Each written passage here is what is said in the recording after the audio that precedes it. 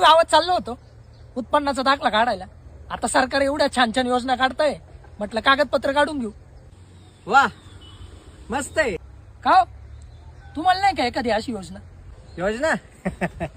अहो किती योजना आल्या आणि किती योजना गेल्या. मी आणि माझ्यासारखा शेतकरी जिथे होता तिथंच आहे, काही बदल नाही. का बरं असं? तुम्ही बघा ना, सरकारला बहीण लाडकी झाली, सरकारला भाऊ पण लाडका झाला, सरकारला सगळे लाडके, पण सरकारला शेतकरी मात्र सावत्र झालाय. शेतकऱ्याला सावत्र सारखी वागणूक देऊ राहिली. म्हणजे नेमकं काय म्हणायचं?